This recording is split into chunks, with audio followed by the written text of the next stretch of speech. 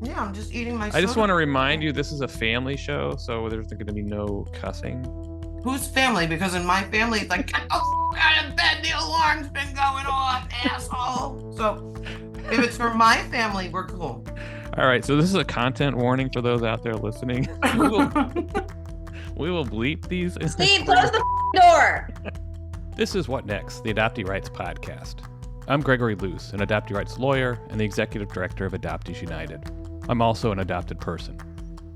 Each episode of What Next is about adoptee rights, whether we have them, demand them, or have already secured them. I talk with a wide range of adopted people as well as our allies about issues that impact all adopted people specifically, or what impacts the adoption industry more generally. All right, so this is recording. The best stuff is like what we just had and talked about. It'll probably go in the preview or the beginning of it. But I want to talk about just really broadly lobbying. What you've done in lobbying, Ms. Shawna, you're in Texas, and Annette, you're in New York, but maybe even lobbying beyond that. And well, why don't you each introduce yourselves real quick so we have that. So Shawna, why don't you start? Hi, I'm Shawna Hodgson. I'm a Texas-born adoptee. I was born in Houston, Texas, and adopted in Houston, Texas. And I'm the spokesperson for the Texas Adoptee Rights Coalition, as well as a board member of Adoptees United.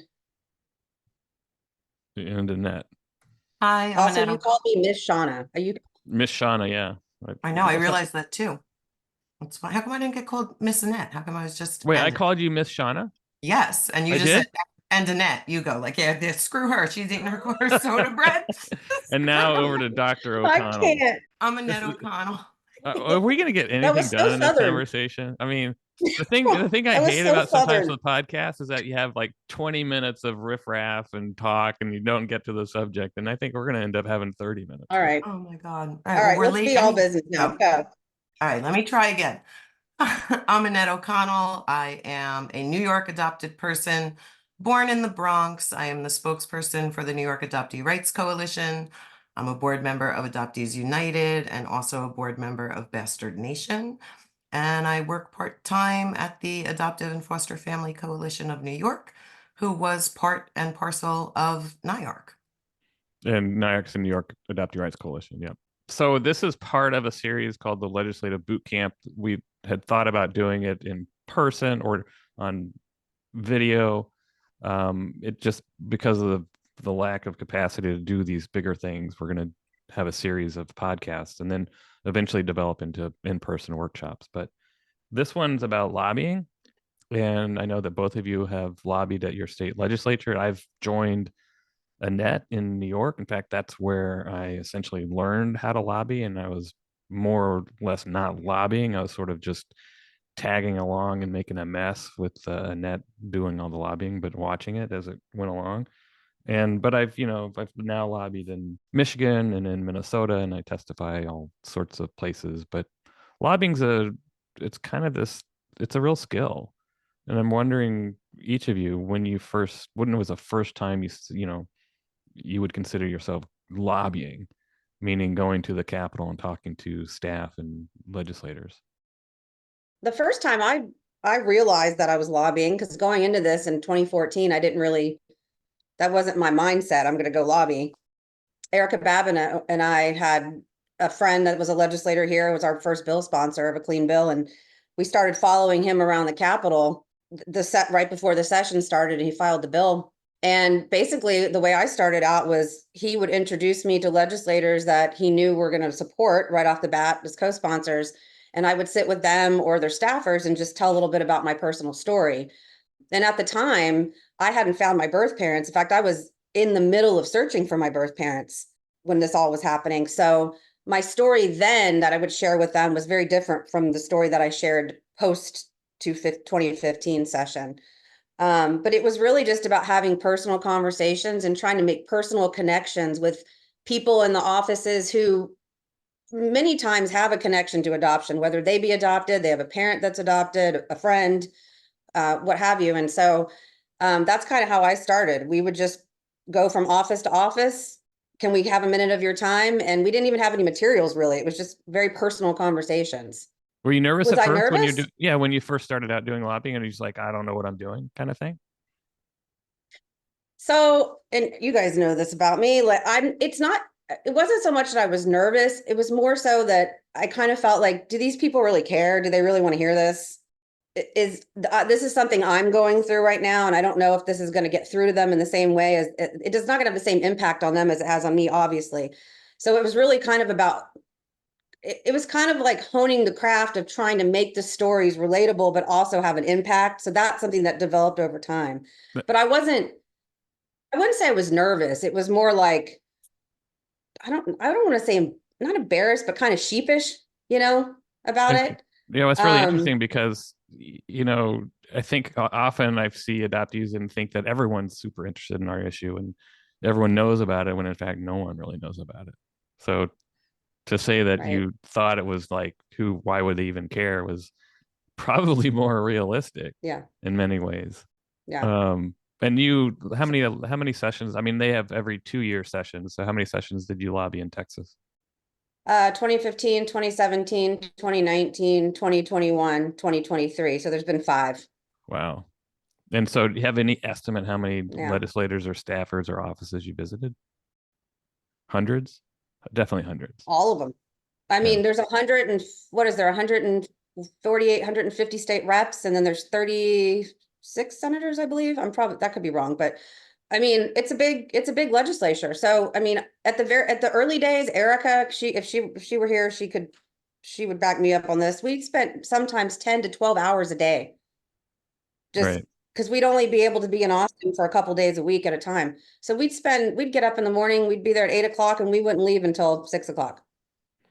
I'm gonna come back to that because Okay. obviously it's a huge amount of time and expense. And so I'll come back to how that works with, being with your family, with your finances, with everything. But Annette, you have a long history in New York. Yeah, about the same amount of time as Shawna. I started also in 2014, and had a very similar experience going in, telling my story. I went up with Claudia Corrigan Diorsi first. I was very nervous though, because I just pictured these legislators as being these like powerful people who, so I was really nervous the first couple of under a handful of times. And then I had watched other organizations lobbying for different things too. So then I just kind of fell into the groove and started just going in. I know, like Shawna, right? Making the connections with the office staff was really the important part, because you had to get through the gatekeeper first, right? So I would, and I know you laughed at me, Greg, when you were in Albany, I would collect their paper business cards. And then when I would walk out of their office, I would write my notes on the back. One of the senators, the gatekeeper, had a Ouija board mouse pad. So, I wrote down the person's name and that they had the Ouija board mouse pad, so that I knew the next time I went back, because there were hundreds of offices that we were visiting. And I would be like, oh yeah, I keep forgetting to order my Ouija board mouse pad on Amazon. That's so cool, blah, blah, blah, blah, blah. And making those types of connections was really key. Wait, so these are kind of like flashcards in the size of a business card. Mm-hmm. So you would go, let's say you return to that office, you would take a look at that business card and say, I would take okay. a look at the business card, and yeah, I would look at them the night before I left. I would actually rehearse like a script and read it into like a recording app on my phone, and then play it in the car. And I would record whose offices I was going to go to. So like if you were in the assembly, Greg, right? I'd be like, okay, I'm going to Assembly Member Luce's office, and his people in the front are Shawna and Erica. And I would rehearse it and just play it in my car. And then I would blast "We're Not Gonna Take It" by Twisted Sister as I got closer to the Capitol. And that's like what motivated me each and every time. Did you You have to have a lobbying theme song. Yeah. And mine is "We're Not Gonna Take It." You have to have a theme song. Yeah. Once I would get like 10 miles outside of the Capitol, I would just loop that and just like blast it. Maybe that's what we're not doing right in Michigan. We don't have a theme song yet. Well, see, you should have consulted with me. I would have told you that's key. What did you have one in Texas? Crossroads by Tracy Chapman. All right, we'll probably have to play this in the podcast. Yeah. Well, maybe we'll open it with Crossroads. And then end it with "We're Not Gonna Take It." And end it with "We're Not Gonna Take It." Right. Exactly. Wait, did you continue to do that kind of practice and rehearsing as you got better at it each year? It would depend. It would depend if the legislature changed and there were new people, then yeah, with the new people, I absolutely would. If there was a change of staff, then I absolutely would. But eventually it came to the point where I would go in and they'd be like, "Oh, you're still here." And I'd be like, "Yeah, believe me, I don't want to be here either," right? Like my son was playing hockey at the time, and my line to them would be like, "I'm supposed to be a hockey mom. I'm supposed to be bringing my kid to the locker room right now, sitting in a rink, waiting, watching practices, but like I'm not supposed to be here. I was never intended to do this. So just give me my shit and I'll go home. Yeah. I'll be out of your hair forever." And that was your other informal motto, give me my I, shit. Yeah, well, it was like informal, but Yeah. like I actually used it a lot in certain legislators' offices. Do you think, I mean, kind of, I think that you And can only like do that in New York or some other I was just state. going to say that's like, it's a New York thing. And it was only really, I mean, I knew which legislators' offices I could say it in and which ones I couldn't. And some of the office staff were great. They, especially like my Senator Skoufis, and even when he was in the assembly, he would be like, "Annette, if you need extra copies of anything, you need to just sit down and close your eyes for a little bit, whatever you need, come into my office. My staff will lead you to the couch or the copy machine or whatever you need." So when I would go into his office, I'd be like, "Yeah, they're still not giving me my shit." So here I am. Did you have that same experience in Texas that you could depend upon, maybe it's a sponsor or some senator or representative who was really supportive of what you're doing and would say, "Hey, come hang out and put your coat down here," or whatever, in Texas? Oh yeah. So Representative Joe Desatel, who's a really family friend of Erica's, by the way. She's known him her whole life. We became good friends. I mean, I credit him a lot with teaching me how to talk to legislators too, and helping me kind of fancy that up a little bit, more professional. But yeah, we would hang with him before and after being at the Capitol. We would go in his office, we would take naps in there, we'd made copies. I mean, his whole staff was amazing. I mean, it was just kind of like we had a home base there, and we were really fortunate to be able to have that. Right. I don't think if we had that, we would have been able to make that much, cover that much ground, because we were exhausted. I mean, some days we literally went in there and laid down and took a nap. Right. Yeah. So And it's not just very physically thankful for that. exhausting, it's Very, very thankful. emotional. And it's emotionally exhausting too, right? Because you're telling your story, you guys know what I always refer to as like prostituting the details of my life, right? Things that like I shouldn't have to be telling strangers these stories about myself, right? So it's not just the physical exhaustion of it, it's like the mental and the emotional exhaustion behind it too. When I would come home, I would call you, Greg, right, to give you updates once NIARC formed, and I started this before NIARC. I would call you to give you updates, but then once I got off the phone with you, like there wasn't even the blasting of music anymore. Like I just had to detox, and the next day I would be down for the count. Like I didn't want to talk to anybody. I didn't want to have to be personable. And I'm generally introverted to begin with. So that comes into play too. But like this whole experience really forced me to go to really uncomfortable places.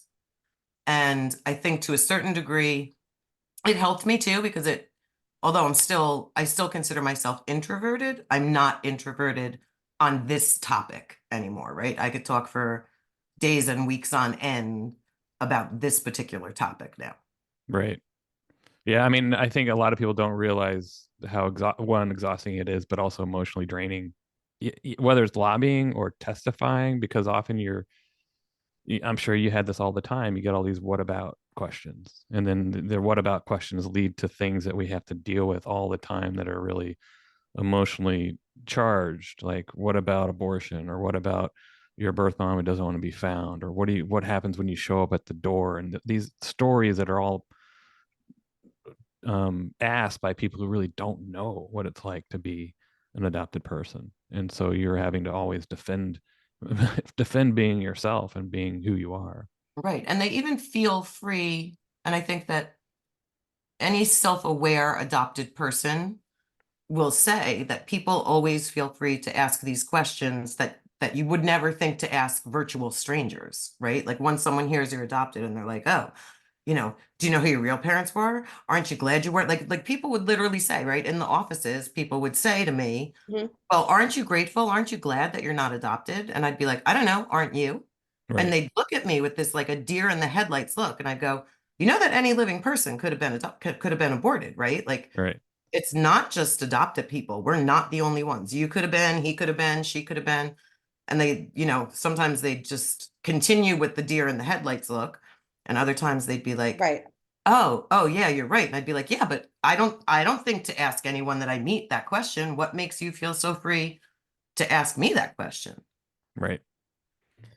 And I don't know about you. I don't know about you, Annette, but some of the, I mean, our whole lives we've been, aren't you grateful you're not aborted? Aren't you, but some of those things, some of those questions I hadn't even experienced until I started lobbying in that context. Like I was not to that degree and I didn't have the language for it. I really didn't have the language for it because I was still kind of coming out of that. I'm not going to say fog. It was like a light mist. I You was were coming out. navigating, I was still kind of my new thing is you were navigating your waters. Come on, you were the captain of your ship. You read my I was post, Shawna.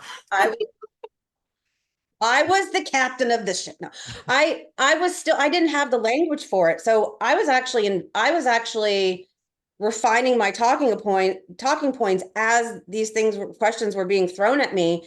And I wasn't processing them when it was happening because I was so on, like I was had my lobbying hat on. I was so on. It feels like a performance sometimes. And so I remember going home and Erica and I would go crash that night in Austin, and we would just sit there and unpack it all, and we would be like, God, that's fucked up. Like the and it took so much out of me. It took Mhm. so much out of me, and I think that first year lobbying was probably the worst for me because I was still searching, but also I was starting to realize, like, wow, I knew it was fucked up, the system, but that part of it, I hadn't experienced it to that degree before, you Yeah, I know? mean, and it was fucked up, and you're doing it 20 to 30 times a day. That's just crazy. Right. And Yeah. for me, I had experienced it before because my parents were super religious, super Roman Catholic, super right to life. My father would go to the marches in Washington every year and things like that.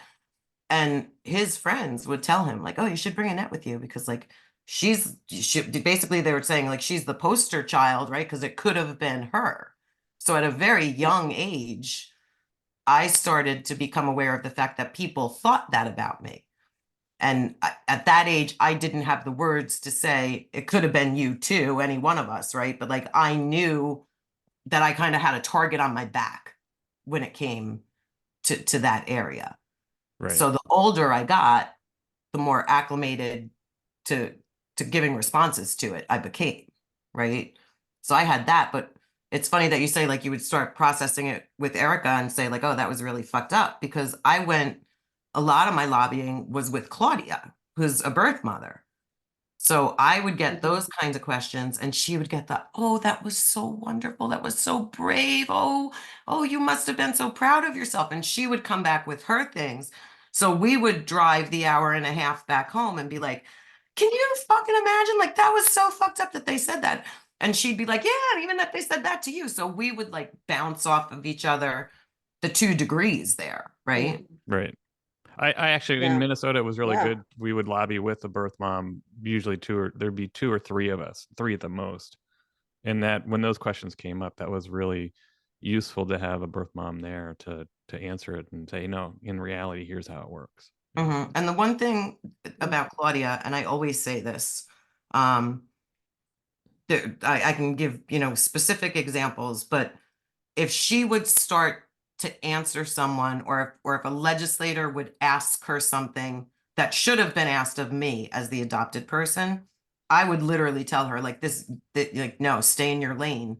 This is not for you. This is for me. And she would like there would, you know, she would just like, and she knew right away. And she would even sometimes just be like, don't ask me, ask her. Right. So Right. that was the beauty of like what we now refer to in hindsight as like the Annette and Claudia show, right? We each knew our role. We knew when to step up, when to step back. And I was able to tell her, like, no, in front of legislators, even, like, no, like the bathroom incident, like, no, you can't take the lead on this. This is me. So wait, you just said the bathroom incident and you're gonna just leave it there? What was what remind me what it was? So we were in the Senate side and we had to use the ladies' room. So we go into the ladies' room and we come out of the stalls and the paper towel machine isn't working. So someone else comes out of the stall. I'm explaining to her how to do the paper towel machine because it's not working. And at that point, I realized it was Senator Biaggi who had the opposing bill. And I was like, oh, Senator Biaggi, right? And she's like, yeah. And I was like, well, like I extend my hands and I'm like, but you haven't dried yours yet. I'm Annette O'Connell from New York Adoptee Rights Coalition. And she was like, hey, how are you? And I was like, I'm good. How are you? And she said, good. She said, what can I do for you? And I said, well, I'm going to need you to pull your bill, like in the ladies' room. You didn't say, could you fix the towel dispenser? No, no, but I also wouldn't shake her hand. Right. So she was like, what are you talking about? Sometimes you have to lobby in the bathroom. That's Yeah, the thing. like, you have to, you have to lobby in the bathroom sometimes. Listen. It happens. So she sent us in, she said she had a meeting and that she directed us to her office to talk to her legislative director. So Claudia and I go in and we said, we just met the senator in the ladies' room and she told us to come and talk to you. And we sat down with her and she said, well, why is the bill that you're supporting better than the bill that the senator is carrying? And Claudia started to answer, and I literally, in front of the legislative director, looked at her and went, shh, shh, nope, you can't say anything. It's not for you now. It's not for you. And the woman looked at me and I was like, she's not adopted. That she cannot adequately say in this circumstance why the bill that we're supporting is better than the bill you're supporting. You have to hear that from me, from an adopted person. Right. I'm just imagining standing at the urinal trying to lobby a legislator next to me. All right, well, ladies' rooms don't have urinals. I know. We have stalls, and it wasn't Look, if you're talking underneath No, the I stall. know. Everyone was You can done. We were pass notes underneath. Yeah, exactly. It wasn't like, hey, can I have some toilet paper and can you pull your bill? And you wrote a please support S3419. It wasn't Right. like, All the no, toilet I'm not paper. going to tell you how to work the paper towel machine unless you pull your bill. Right. Wasn't bribery in the bathroom. Okay. Right. You know, and that's really essential. You're making those relationships, obviously. Let me ask a really basic question. I mean, do you think, how critical is lobbying person to person, face to face, in getting a bill passed? I think it's vital. Oh, it's vital. I think it's absolutely vital. Yeah. It's absolutely vital. I think paramount to the whole experience. Yeah. right. And that's what makes me so sad that so many people are like, oh, we need to get this done in Texas. Oh, we need to get this done in New York. But almost nobody shows up, right? I mean, like I would go up, if I had 4 hours to kill on a Monday, I would take like the hour and a half ride up, go into only 2 people's offices for a half an hour, and then the hour and a half ride back home. And they'd be like, oh, you're here again? And I'd be like, yeah. And they're like, well, what else are you doing? And I'm like, oh, I got to go meet with my other colleagues who are working on the assembly side today. Like I would make it look like I was 50 people when it was really just me sometimes, or me and Claudia, or Toph, obviously, Toph came when he could come. Like, there was under a handful of people who would do it regularly, but yet our schedules didn't always overlap. So we had to make it look like, one person was 50, but making those connections was vital in New York. I'm assuming the same in Texas. And I've seen it in Michigan and Minnesota and any state that I've been involved in. It's so critical to have, well, the ear of a legislator, but also the ability to talk to them. It makes it easier too in subsequent sessions if you have them, because you've built relationships with these people over time. And not all the staffers are always the same. A lot of them are interns and they rotate out, but sometimes you'll see them in another office the next session. And they remember you. Like in Texas, I mean, look, the Texas legislature is all for this. They have been since 2015. We've already done that work, but they do remember you when you come back and they go, oh yeah, you're here for the adoptee rights bill. Da, da, da. And there's been times where I've even had legislators, staff members say to me, oh, you're the one that you found your birth mom. Why did they remember stories because most of them do, they do care. They really do care. They do They find it very absolutely- interesting. Yeah, they absolutely Yeah. do care, and they absolutely do remember stories. And like you said earlier, Shawna, so many of them have a connection to adoption. And Mhm. my experience in New York is that they'd be like, "What do you mean you can't get your birth certificate?" And I'd be like, "Yeah, no, that's exactly. Like, Right. I don't know how much more clear I I can. don't know. I cannot Yeah. legally get this paper."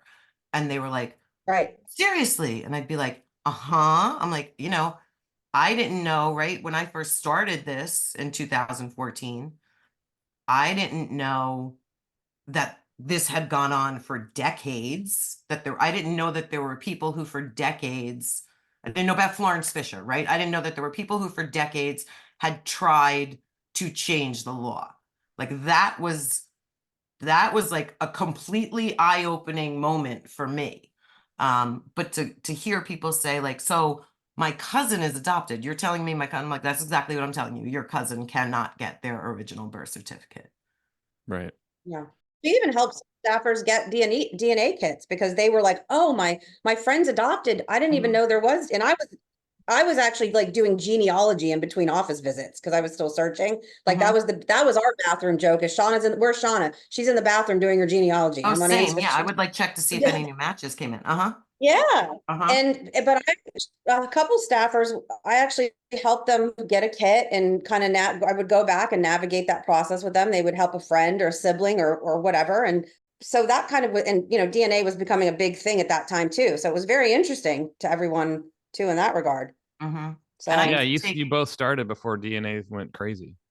yeah, I remember when mhm. when consumer DNA first came out, I had a friend of mine say to me, like, "Oh, Annette, you should do this." And I thought, A, I thought it was going to be ridiculously expensive, right? I didn't even look into it.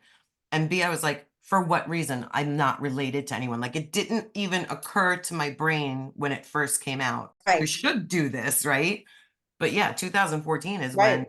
at that point, it was considered the second largest hobby in America, and the first was gardening. And I know this because that was part of my spiel. And it even became part of, I would take my son, who was only 10 at the time. I would take him up with me, mostly because I probably wouldn't have made it back in time for the bus, but also because I Mhm. thought he would learn more there than he would in school, right? Like Right. this is a much better Right. experience as to how government and things like that work. But they would also ask him at 10 years old, like, what are you like, why aren't you in school? And he would tell them, like, because I'm actually probably learning more here. My mom thinks I'm learning more here. Well, why is this important to you? And he'd be like, because in 8 years I can get my birth certificate and you're over 18, so you can get yours. But how come my mom can't get hers? That's amazing. So Right. that type of thing was really powerful with some of the staffers and even with some of the legislators. Right. One of the I met things, the first blood relative I ever met was Richard Slaughter, and I met him at the hearing in the House hearing in 2015 on the bill. I met him. He was sitting in front of me, and I had matched him on Ancestry, and he was the first blood relative besides my children that I ever met in my life. And Wow. it was in the hearing that happened. So that's why Richard he was already involved, but that's why we would go together to offices and say, we're related. We just found out we're related. And we both have such a rich Texas history. He's like a seventh generation Texan. I'm a sixth generation Texan. And so that would really get people too. It's like, this is the first blood relative that I've ever known in my life besides my own children, my 4 children. was it Mhm. So coincidence that he was involved and then you matched? yeah, he on my birth record, I'll go quickly. On my adoption records, there was a mention of a Dr. Slaughter that had delivered my mother, my birth mother. And that was supposed to be a clue as to where she was born because Dr. Slaughter was a famous doctor in Sugar Land, Texas. And Richard is a Slaughter, as you know, and all the Slaughters are related in Texas, one way or the other. And when I did DNA, that name showed up on GEDmatch, and I went, oh, wait a minute, because I kept thinking I was related to Dr. Slaughter for some reason. And I contacted him, and like he said, oh yeah, I'm really involved in legislation here and I'm coming to the hearing. And I thought, well, I'm behind the bill. Our group is behind the bill. Let's meet up. He lived in San Antonio, I lived in Houston. And he said, well, I'll be at the hearing. And it's not that I forgot about it, but I wasn't focused because I was testifying that day. And he just happened to be sitting in front of me. And we met in the hearing. And then we used that for the rest of the session, talked to the Senate and said, Right. look, these are real people here. This happens. So I think me and you are actually six cousins or something like that too. We are. Yeah. Yeah. I think what people get so nervous about with lobbying is that they feel like when they're going in to meet with, and it's usually a staffer, but sometimes it's the senator or rep, is that this is a make or break conversation. That it's gonna you can, if you flub it, the bill goes down in flames, and that's not true. So I wonder if you could talk about, what really you're trying to do when you're going in there to talk about the bill. Not to, I mean, you're obviously selling the bill. You're probably also trying to get a commitment to the bill, but those seem to be few and far between because they don't really commit until it's time for them to do so.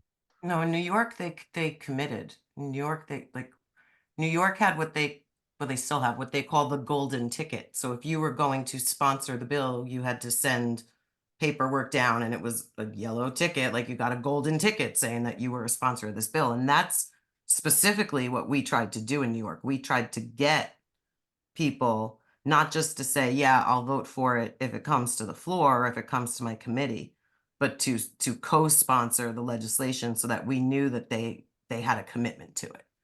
Right. That was your ask. Your ask was co-sponsor the bill. Was to co-sponsor, right? And if people were like, yeah, más o menos about it, we'd be like, okay, but can we come back to have further conversations with you, right? And we would not go to the people that we knew were adamantly against us. For years, we didn't go to the people that we knew, just who our largest opposition was, because what was the point? We were putting the time into going there, the expense into going there, because everything was out of our own pockets: the gas, the tolls, the parking, having a meal while you were there, grabbing a bottle of water, like all of that was out of our own pockets, the expense of literature, whatever.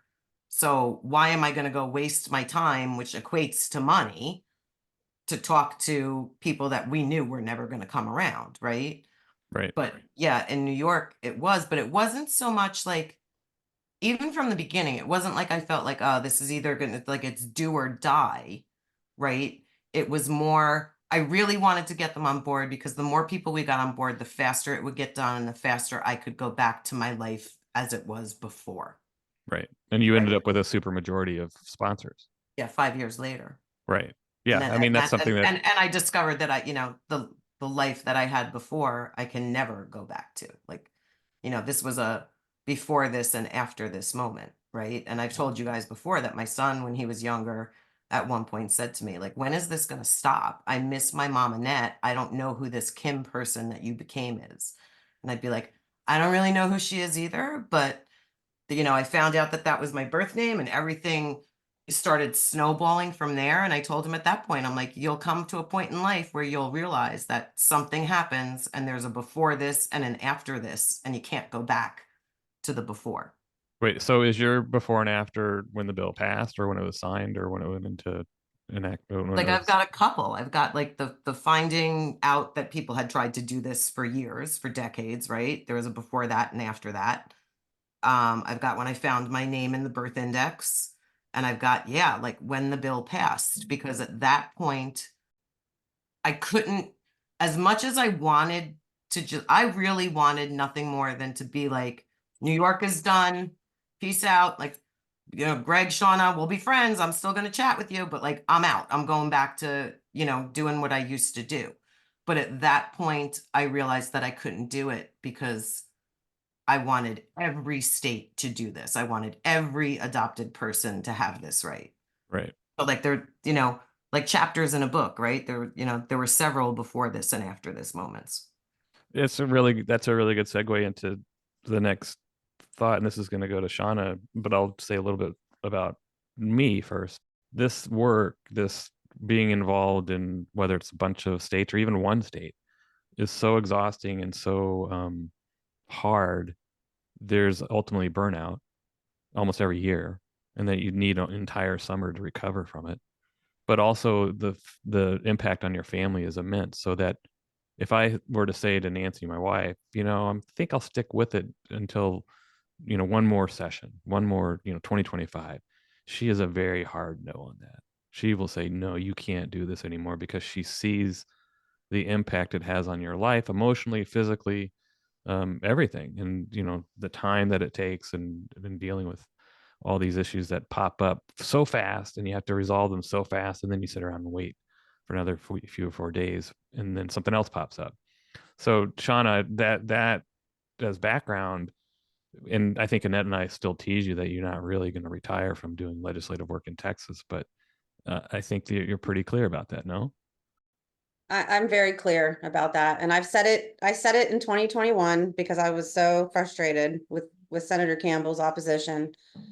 She's the lone opponent for anybody that's listening that doesn't know that. The Texas legislature would have passed a clean bill in 2015 had it not been for Senator Campbell. But yeah, I think it's demoralizing. It's already demoralizing just doing the work. I mean, that's how I feel about it. And it really can be. But in Texas in particular, like with the political landscape here and what it is now, especially post Dobbs, I just don't see it moving. I don't see her moving out of the way. And if another group that's involved decides to compromise on legislation in a discriminatory way, I feel like we've done our jobs as a coalition. And I felt responsible for that for a long time, that if I turn my back, it's going to go south. If we turn our backs, it's going to go south. But just maintaining the status quo that's a hard job. It's a hard job. And that's basically what we've been doing for the last 2 sessions. And I'm not willing to waste resources on that anymore. I'm not willing to take time away from my family. I mean, I still had Aaron and Steven at home when I started this. And I almost missed my son's college baseball scholarship signing because of this. I mean, there's been things that my marriage at one point suffered because of this time away. So I've given a lot of my life to this, as have all of us here. And I'm just not willing to give that anymore. And so that's why this past session, I in the House, when I gave my testimony, I just gave it all. I told it all. Because I wanted to walk out of there knowing like I gave them everything and I cannot give them anymore. Right. They've taken it. Yeah. Yeah. They've taken enough. They've taken enough from us. And Shawna, you and I have talked about the marriage thing, right? That's another before and after moment for me. Like my marriage definitively suffered because of all of this. It definitively did. I put everything aside, right? You almost missed your son's baseball signing. I literally left my son, who had learning disabilities, to take his first New York State's Regents exam without having like his mom there to say in the morning, like, you go, good, you got this. Like I left him the night before it to rush up to Albany because the bill was to be brought to the floor.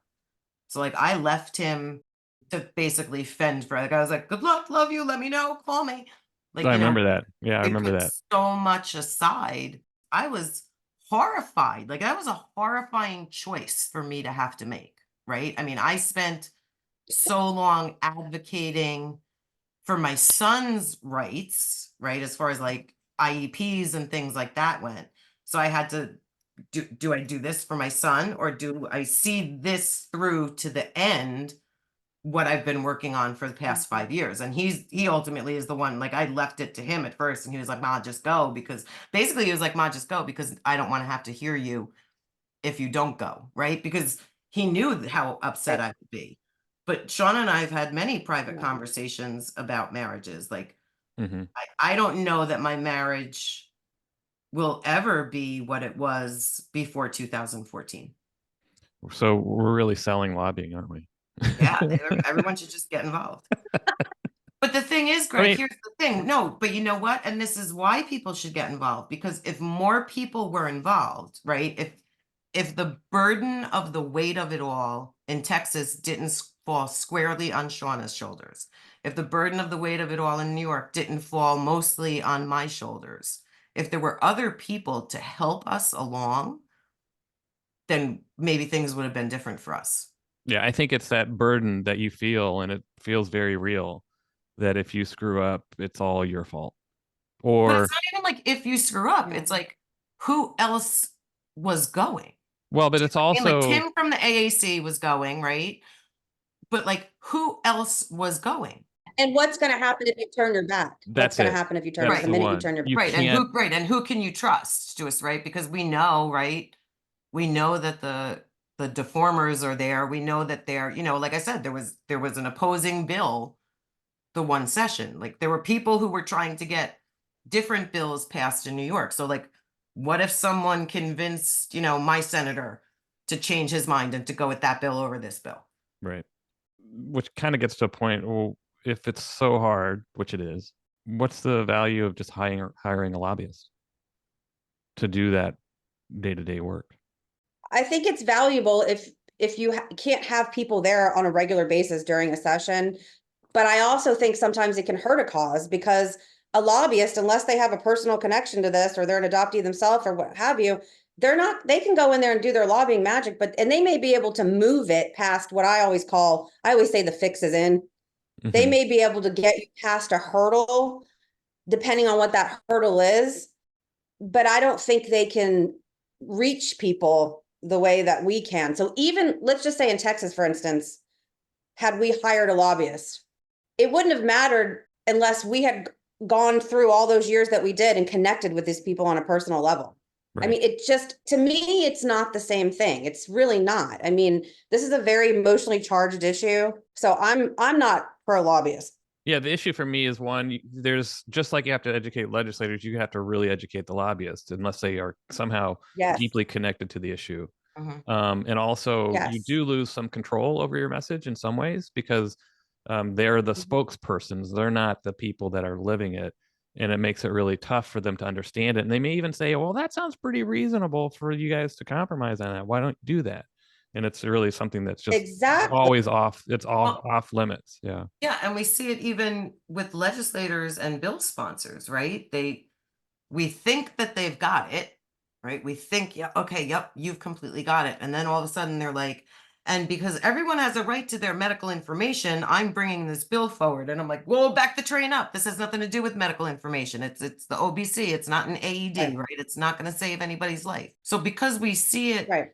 even with the legislators, like you said, Greg, what if a lobbyist were to say, oh yeah, yeah, they need their medical information, blah, blah, blah. Like this doesn't achieve that goal. Right. So Right. then you're getting all of these mixed messages out there. Right. Yeah. And I've seen, I mean, Mhm. Louisiana had a lobbyist. Georgia currently has a lobbyist. AAC had a lobbyist, which for a part of the time.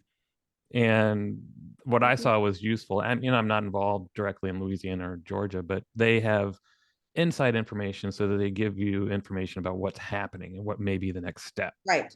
And that's Mhm. useful information unless you already have a really close relationship with the sponsor and they trust you and you Mhm. trust them and they can give Mhm. you that information like you had with Joe does it L Mhm. because Yeah. you guys could, I remember, and maybe it was 2017, 2019, we'd say, well, what's going on? And you just said, let me call Joe and Let me see call what he's, Joe. I always yeah, remember Shawna saying that. He would text me from the floor, and that's how we knew what was going on, like in real time. In the Senate, for instance, when Patrick wouldn't bring it up at the last minute, when Senator Crichton had our bill, they were texting us from the floor saying, "This is what's not going to happen. This is what's happening." And I would have never had that information had I not had been, known them personally. So right, I don't know. And there is a lobbyist friend that is in the orbit of the groups in Texas that is not a paid lobbyist, but she's a long time, well-known, very well-respected lobbyist, and a friend of mine. And she does do some work on this as far as getting, going into maybe meetings or offices or getting meetings for those of us that are working on this that maybe we wouldn't have gotten before. But she understands the issue. She has a personal connection to it, and she's let us talk to her and visit with her personally and outside of the Capitol. So, but as far as like a paid lobbyist just coming in from a lobbying firm, I don't think that would have that wouldn't have worked in Texas. yeah. And I I just think don't think it would some have. states are like that too. It's like I'm in Minnesota, they're Yeah. probably, I'm sure there are lobbyists around, but it was just not something that when we sat down with legislators they were expecting. And I think they also think that, hey, Right. these are real people that this is an issue that's important to them and they're showing up, and that's a big deal. They're not hired lobbyists told what to say and what to seek. But yeah, there are some states where it's just not lobbyist friendly. In some states there may be. The other Right. thing too, obviously, is it costs a fortune.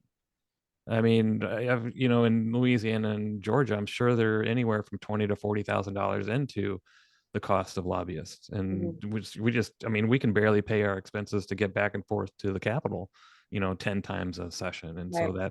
that's the other barrier there. And it's just, to me, it always seems like you're going to spend all your time and energy trying to raise money to hire lobbyists when you could probably, if you could, get enough volunteers to help with that lobbying.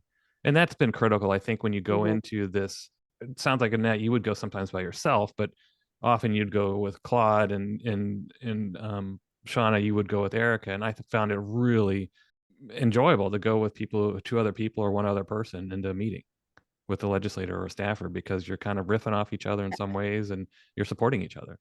And that's what happened in Michigan as well. I'm sorry, I have to say too, Kim Dimmick lobbied with me That's right. for years.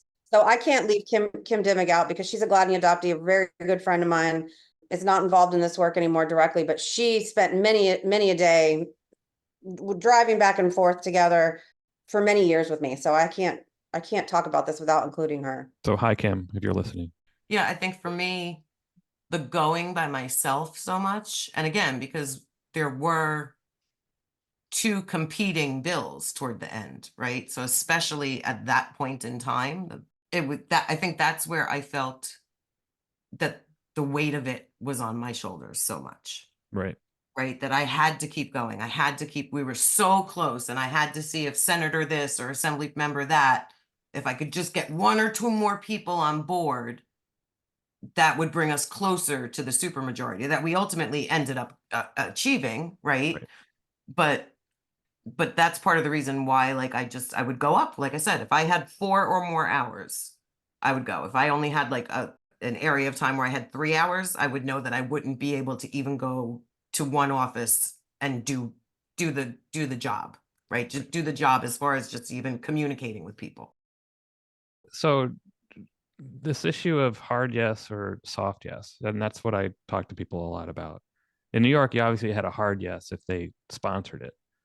But I remember talking with the Mhm. Speaker of the House in Minnesota, and we were meeting with her for some reason about the bill. And she then asked, well, how many supporters do you have? And one of the people in the coalition, it's kind of a coalition, said we have this many. And then she said, well, how many of those are hard yeses? And because that was the critical question. And I'm wondering if a state like Texas, where you don't have this sort of pile-on of sponsors to show that you are hard Mhm. yes, how do you make that distinction of hard yes versus soft yes, where you can't really depend on a soft yes at all?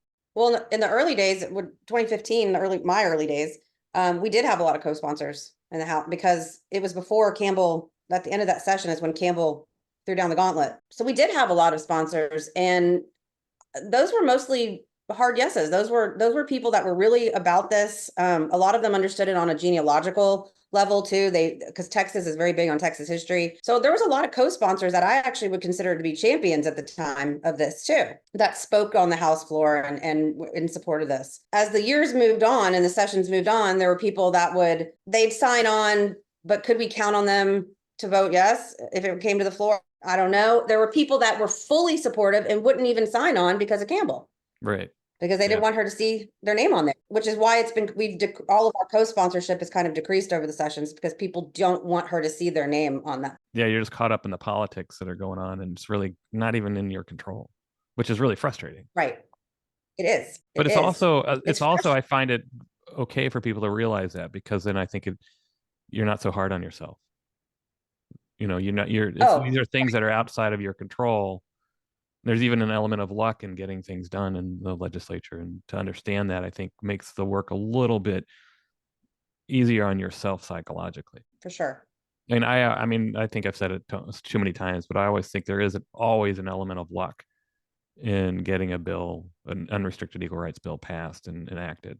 Legislator gets defeated in an election that was always an opponent. That would be, an example of luck in Texas. And suddenly Senator Campbell is appointed to something else, or decides not to run Right. again. And then suddenly the whole situation may open up. Right. So, If the stars move a little bit and realign a little bit, who knows? I think we could move it. Like I said, there's not, and I mean this fully, there has not been one office that I've ever gone into or experienced any conversation with a legislator or staffer besides Campbell's office that has said, absolutely no, this is the worst thing we've ever heard of. We're completely against this. And that's including the executive chamber. this is a Campbell issue. And that's why, you know, again, back to the retirement, we've done the work. We've done the work. We've done it. We've done our job. I tell you guys, that's what I say to you guys all the time. And I'm walking away with clean hands. I've done the work. Right? You've done your job. You've done your Right. bond, right? Like Gary used to tell people, my husband used to tell people, they would say like, oh, what does your wife do? Because at that point during the lobbying, I was not working. And he'd be like, oh, Right. my wife's a full-time volunteer. Like her full-time volunteer job is what he would say. Right. But what do we, Right. so all this time we've been talking about original birth certificates, which, you know, that's the context we're in. And, you know, all these things really apply to anything that you're doing at the legislature, depending upon what the issue is. And I'm wondering if we step away as we essentially get older, do you have any thoughts on what the future of this issue looks like and who's leading that charge? Or is it an issue that's really resonating with younger adoptees at all? I think that's part of the reason why none of the three of us have actually stepped away when we've said we're going to step away, right? Because who are we going to pass the proverbial torch to? Or who's Right. interested in Or who's holding the interested in torch? that? Yeah. That's what I'm saying. And who, you know, now since New York passed and then the other states, right? Like we're kind of on a roll now, right? Right. So I think more people are starting to be concerned about it and to want to get involved in it as far as adopted people, but they're still middle-aged people. I haven't seen younger people Or like, people of color or transracial or adoptees. I was just gonna say that, right? Or yeah, I haven't seen that. It's a very white issue, and I'm wondering And it's a how very white long. woman issue. Correct. Yeah, Mhm. I'm the Yeah. kind of strange man in that sometimes. But yeah, I worry about the issue overtaking the OBC overtaking the narrative of what adoptee rights is when it is so much more.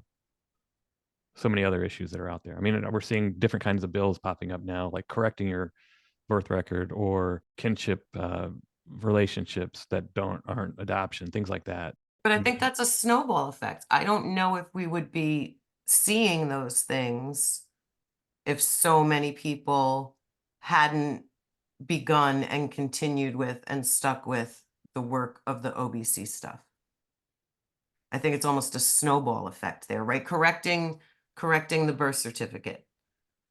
Well, Right? those are all related to the OBC, but I'm wondering what issues we're missing when we're concentrating so much on that. I think we're missing a lot. I think we're missing trauma informed, like, you know, making sure that adoptive, like if adoption is going to continue to exist as it, right, then we need to make sure that adoptive parents are trauma informed. We need to make sure that mental health professionals are adoption competent, that they understand the intricacies of adoption, right? And that's one of the reasons, like I get raked across the coals a lot, as does Claudia, for working for AFFCNY.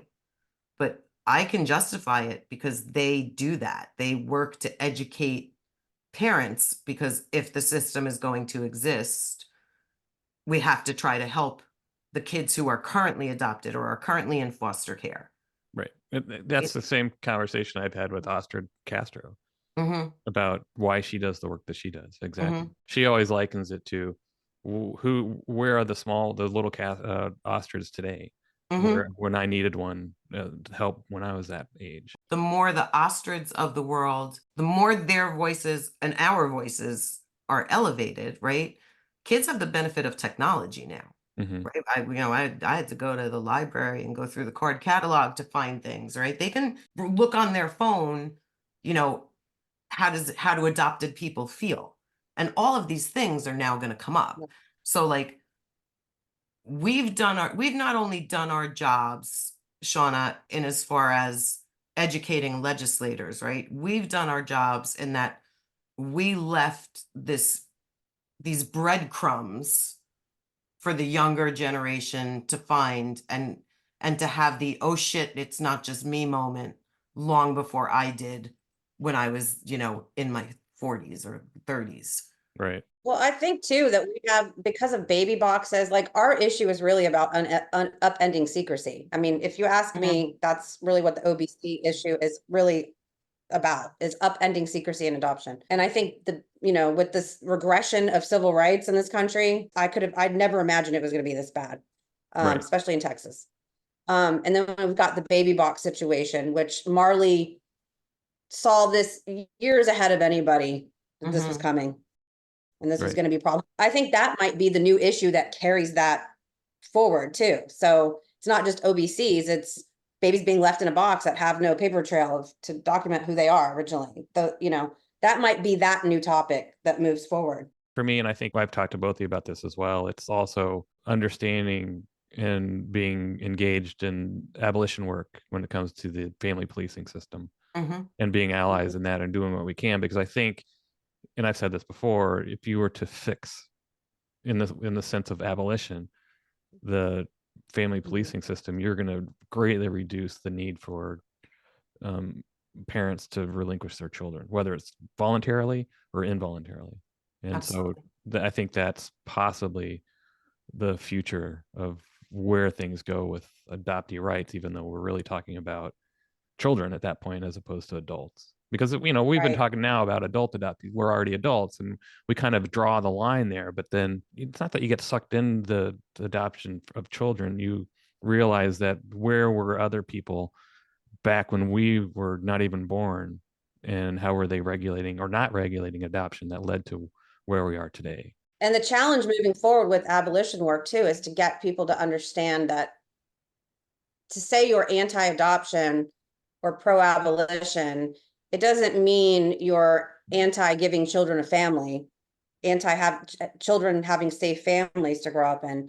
It means that you're anti-racist, anti-classist, you're anti-sexist, you're anti-family policing. So that's going to be the challenge, is to create a strong message where people don't hear abolition and anti-adoption and go, oh, they don't want children to have homes. 10 years from now, this could be a completely different conversation, And we have no clue either because of the elections that are coming up. No, we have no idea. Yeah, that's what's so scary. So we joke among ourselves all the time about creating a movie about our life, not about our individual lives, but in some ways, yeah, that's true. But because there's no good absurdist kind of crazy movies about adoptees who are doing like weird stuff. And so if we were to end this, what's the ending scene in that movie? I think we talked about this a little bit. I was just going to say, we just talked about this just the other day, right? Right. Because we talk about this, we always say to each other, this goes in the movie. And then, we're also really exhausted. And we came up with the idea that we just pull up to a Capitol in this crappy, rusted out, belching exhaust RV and pile out. And I don't know. I just don't know what happens after that. And the fog of the exhaust. And we just kind of like go off. Because it kind of just feels that way. And a hubcap falls off. Right. But somehow we have power in that situation. I'm not sure what it looks like, but we do. I don't know, but whatever it is, it better have a cool theme song. It always has to have a theme song.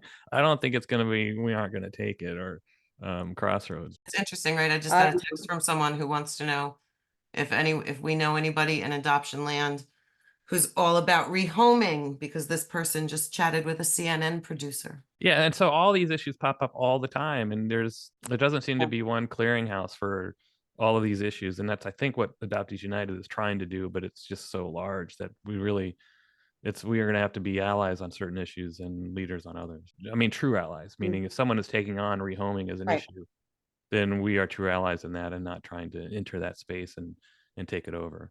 Yeah, and I think that's what often happens. Like, if for some reason adoptees think that they can do it all, are reluctant really to genuinely collaborate, and which is why we've built coalitions and try to force that. And so it's strange that is within this community. And I want to just say too, when we said that it's that it's been predominantly white women, right? It's also been predominantly white domestic infant adopted people, right? It's not involving the 13-year-old who was in foster care from the time they were 8 and was adopted when they were 14. Right. It's not involving step parent adoptions. And these were things that I would say to legislators too. Like in a step parent adoption, even though that kid may know who their mother or father was, or may still visit with the biological mother or father, whatever, that birth certificate is still getting changed. They still can't get the original birth certificate. Right. The umbrella is big, and we need to make sure that everyone knows that there's room under the umbrella that they can stay dry. And individual and collective power together. Yeah. Right. So those who are joining as individuals do have power within that relationship, no matter who they are. All right. Well, thanks so much for talking. We didn't curse very much. We didn't No, curse that much. Oh, I mean, here's your chance if you want. Who can I tell to all the way off? The list is long. What Next is a production of Adoptees United, Inc., a national nonprofit charitable organization. It is produced and hosted by me, Gregory Luce.